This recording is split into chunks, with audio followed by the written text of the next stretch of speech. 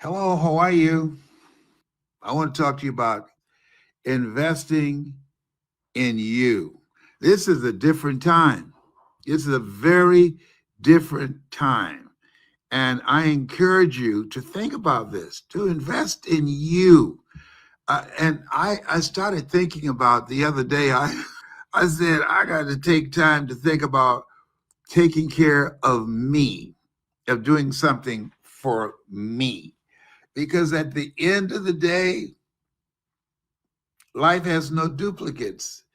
And you want to live life on your terms. And sometimes, if you're the go to person in the family, you spend so much time giving to others without giving to yourself. My first seminar was $2,600. That was just a weekend. And I had no idea at the time how valuable that would be. If you know how valuable it is to be able to communicate, to be able to tell your story, I got to tell you this. I wasn't going to tell you, but I got to tell you this. Have you ever seen someone with a lot of talent, a lot of potential, but they say they saw it, but they really didn't do everything they could do to manifest it or to capitalize on it? Let me tell you about this particular case. And this person, I don't even want to have them as a client now. But this person is a phenomenal speaker. And her family, and I'm going to make a point here because I train, never make a point without a story, never tell a story without a point. And her family talked her out of working with me. She said, they're not on board. She said, I talked to my family. I want to ask her, has your family ever earned over $1 million in their lifetime doing what they do, doing something that they love? I didn't want to embarrass her, but I know the answer was no.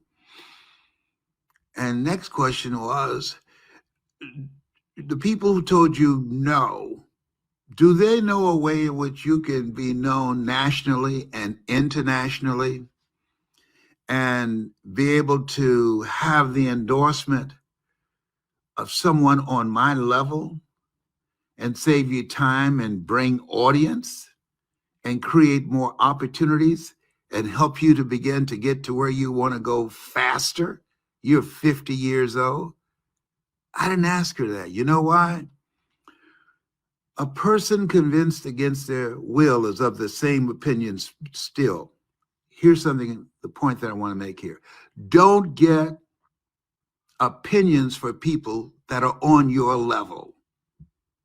It's on your level. No. Why? Because you take on that lifestyle. I don't care how smart they are.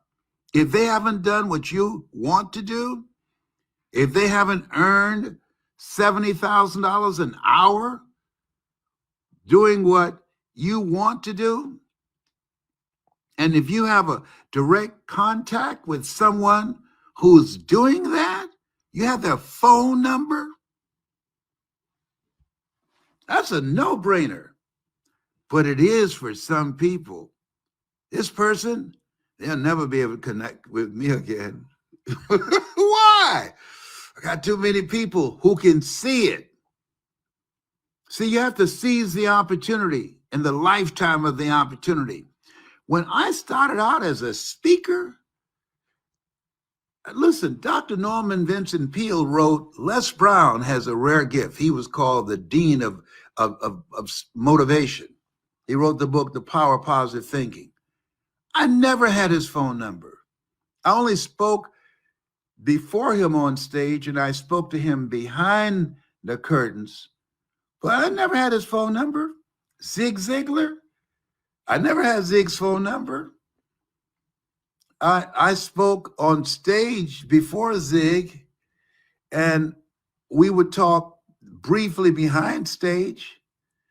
But these guys, they didn't share with me, here's how I developed my message. Here's who helped me.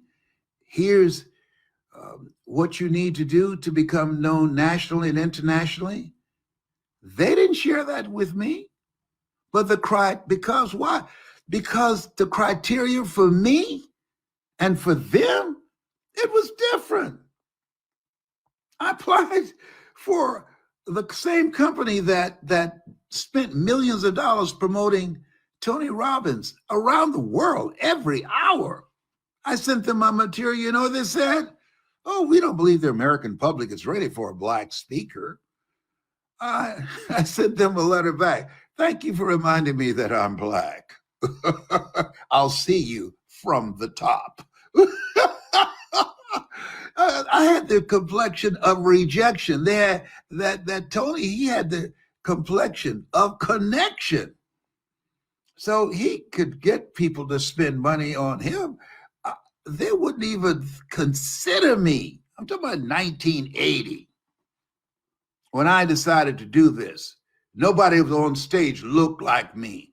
Now there are thousands all around the world, people from all walks of life. Why? Because I broke the ice. You want to do something? I didn't go and ask people who didn't do what I wanted to do. What do you think? What do they think? No, write this down. Answer the call on your life. This was calling me. See, what you're seeking, it's also seeking you, just like you're coming across me right now. That's no coincidence. I believe what you're seeking, it's also seeking you. People say opportunity knocks on every door. Maybe. But I also believe that opportunity stands by silently, waiting for you to recognize it. And this place where we are, where over 40 million people have lost their jobs, this place where we are, over 864,000 people are applying for unemployment compensation. And this place where we are, there are thousands of people waiting 2 and 3 miles in line for food, for handouts. Hey, I know what it is. I remember when Reverend Ed Graham from Mount Zion Baptist Church knocked on our door and gave us a food basket. I remember asking Mama, who is that man who brought us the food basket? Reverend Ed Graham, Leslie. And I watched him. He was about 6'2". I said, when I become a man, I'm going to be just like him. I'm going to help families just like him. And I aspired to do that, to use my skills. He was a great orator. He and Father Thero Gibson, he was the first African-American on the city council, Miami City Council. Boy, he was a great orator. And I wanted to be like him. And Malcolm X and Dr. King. And I listened to them. Adams Clayton Powell, keep the faith, baby, out of New York. I wanted to be like those dudes. Those were some bad dudes. Those back in the day when speakers were speakers. Dr. Howard Thurman. The primary question that one must ask oneself in life. Number one, where am I going? Number two, who's going with me? And if you ever ask those questions in the wrong order, you'll be in serious trouble. Dr. Howard Thurman, ooh, let me tell you something. They don't make them like that no more. Do you hear me? He is the mentor of Dr. Martin Luther King Jr. and Albert Schweitzer and Mahatma Gandhi. He wrote The Centering Moment. Deep is the hunger. Dr. Howard Thurman, oh my goodness. Woo! Incredible. I studied people. Winston Churchill, the truth is incontrovertible. Malice may attack it, ignorance may deride it, but at the end, there it is. I studied people. Zig Ziglar, if you give enough people what they want, they'll give you what you want. Jim Rohn, your life can be an example or it can be a warning, an example of what to do or a warning of what not to do. I studied all these dudes. Yes, because my goal was not to just be a speaker. My goal was to be a dominant speaker. And everybody don't apply for my program. Why? Because it's not for everybody. I want people who can feel what I feel, who live a heart-centered life. I talk about that in my book, You've Got to Be Hungry, who want to be a dominant speaker. See, the speaking industry, and I don't appeal to everybody because I don't teach you how to speak to sell. I teach you how to bring the greatness out of people. When you bring the greatness out of people, when you're able to transform an audience individually and collectively, they're going to want your products. But I don't let that be the dominant factor in my life, because I am who I am because somebody sold me on me. Mr. Leroy Washington, young man, someone's opinion of you does not have to become your reality. He was an incredible communicator. So when I teach somebody, I take years off their learning curve because I've studied this. This is my calling. A job is what you get paid for. A calling is what you're made for. You want to master something, whatever area it's in. You want to be with somebody that's what they do. That's who they are. I was born to do this. I was born to do this. This is my making. And you were born to do something. And I encourage you to go for it. And I encourage you, don't talk to family members and friends about what you should do. It's your life. Make a decision. I want to do this because this is me. And don't do it because you want to make a lot of money. I wasn't looking to make a lot of money when I started doing this. I was looking to help people.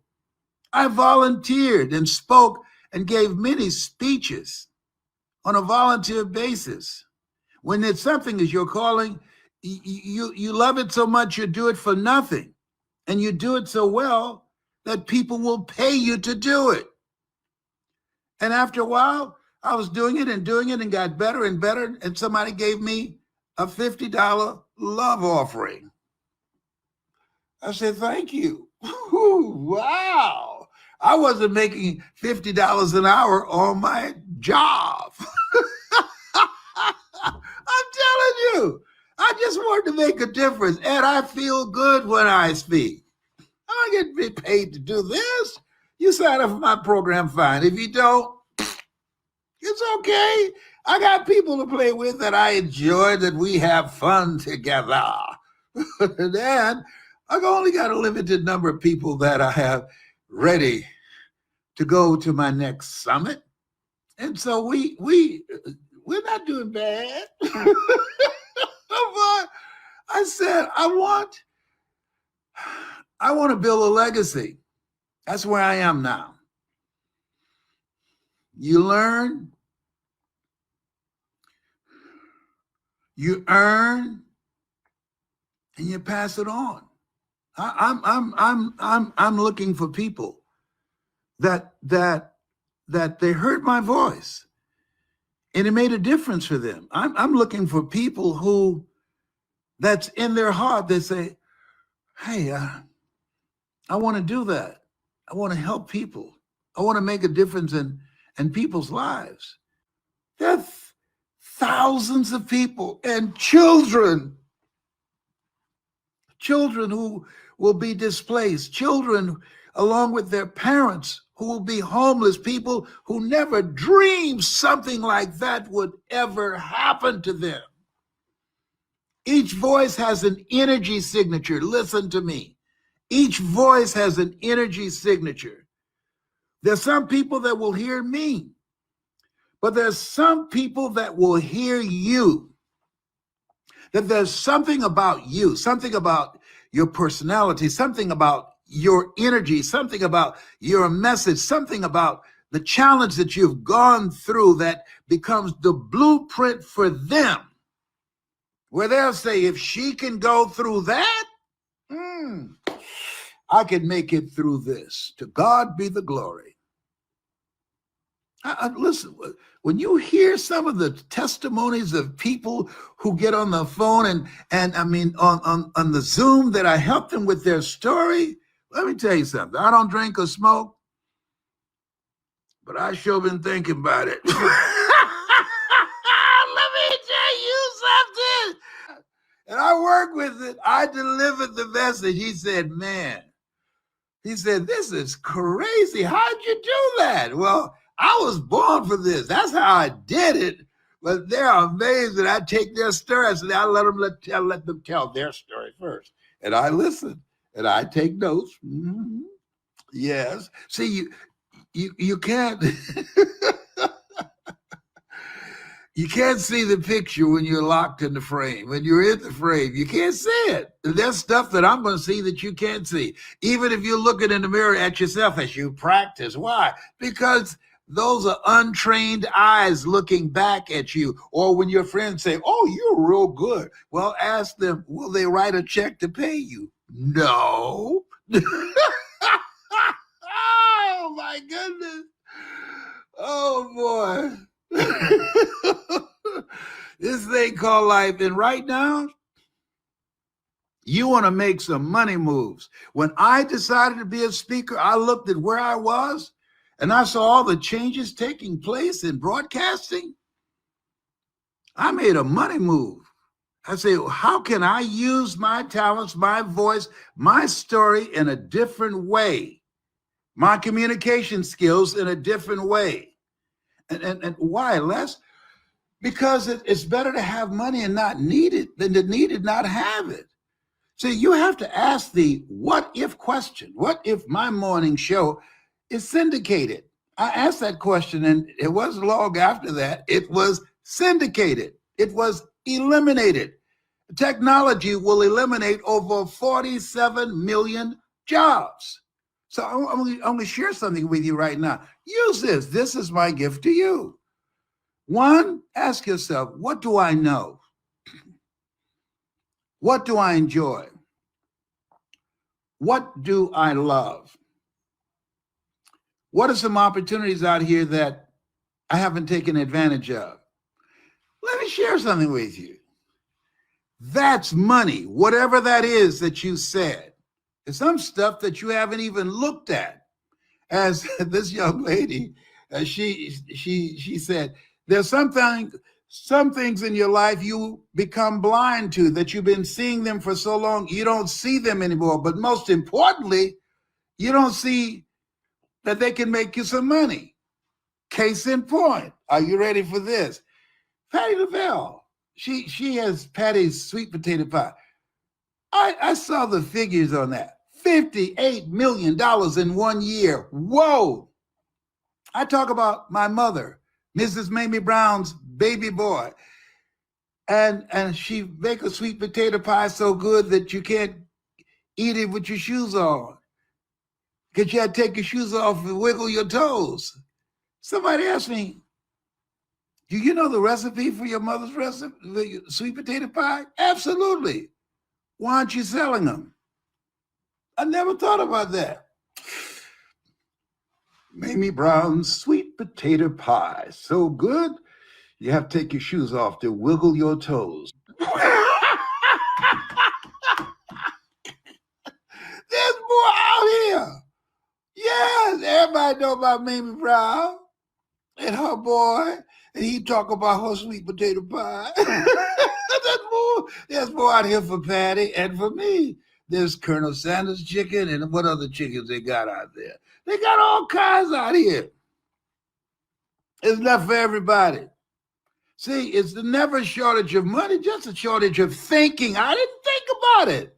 I didn't think. Somebody said to me, why aren't you doing that? And I got something special I'm going to do with it. I'm not going to tell it now because you'll run with it out there before I get it out there. I can tell you how to make money with your voice that will amaze you. And all of it is not where somebody pay you to speak. I got paid to train some people in 1 month, Monday through Thursday, using my voice. My voice gave me credibility. My voice showed them I'm a resource person. And in 1 month, I made $640,000. The average American earns $240,000 in their lifetime. The most money up to that point that I'd ever made was $70,000 in a year. Now I make that in an hour. No, 45 minutes. That's how long my speeches are, 45 minutes. And so you want to be trained. If you could spend $1,000 on yourself to listen to somebody say, this is how I do this. These are the secrets that I can share with you that will help you to tell your story so that you can get paid for it, or tell your story so that you can draw attention to yourself in the attention economy. To tell your story so that you can distract, dispute, and inspire. You can distract people from the story they believe about themselves, one-on-one, small groups, or large groups. How do we know you can do that, Les Brown? Well, go on YouTube and put in Les Brown speaking in the Georgia Dome. Do it.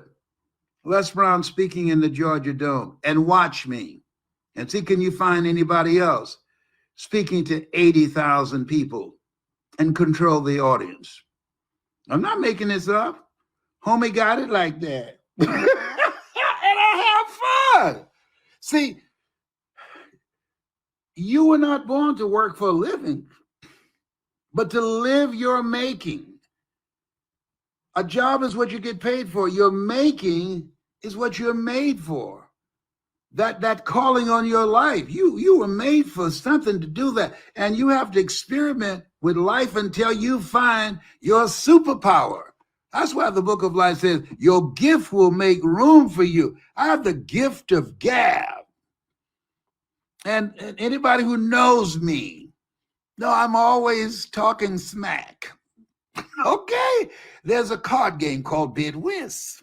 Used to be called It Whiz.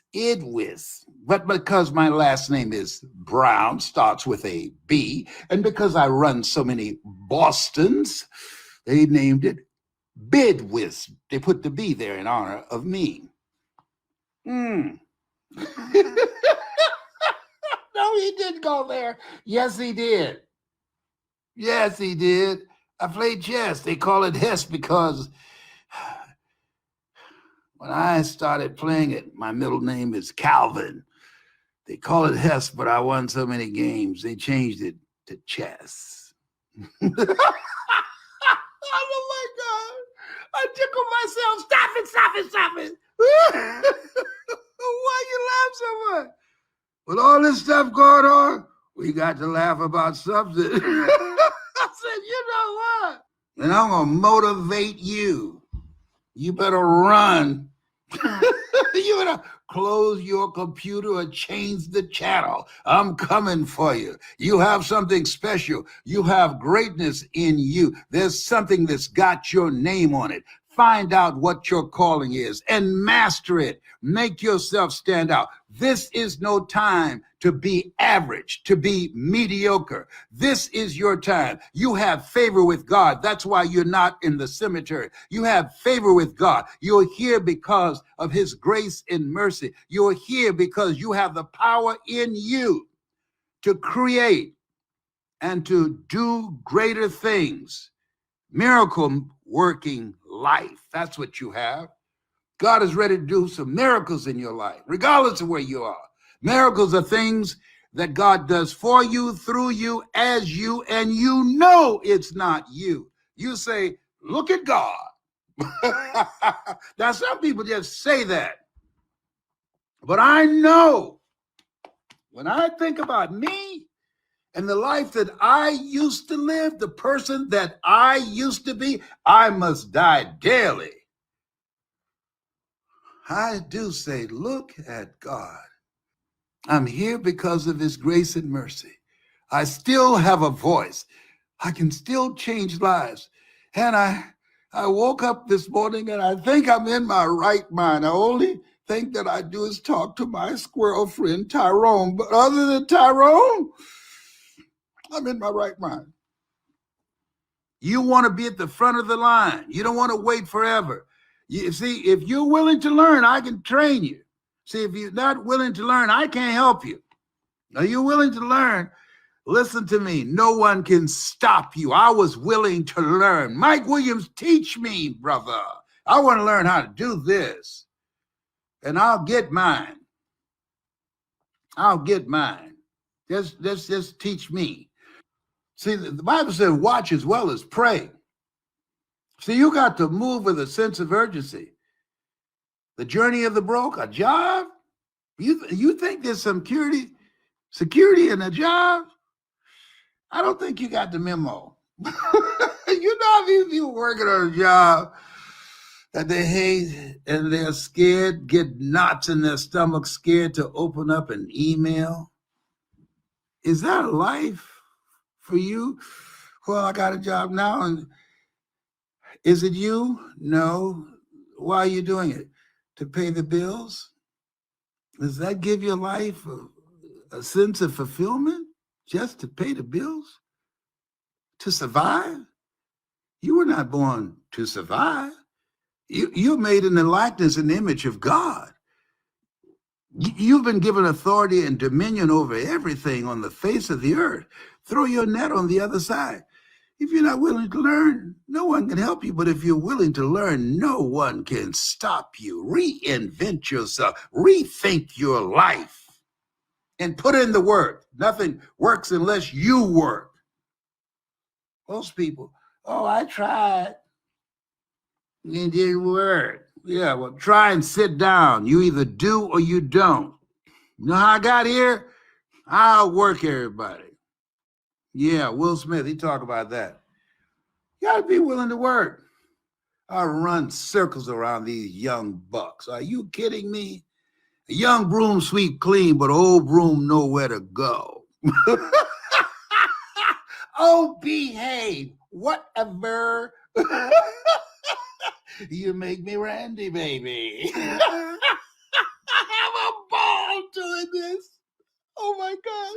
And I get paid for it. Am I dreaming? Ooh, ooh.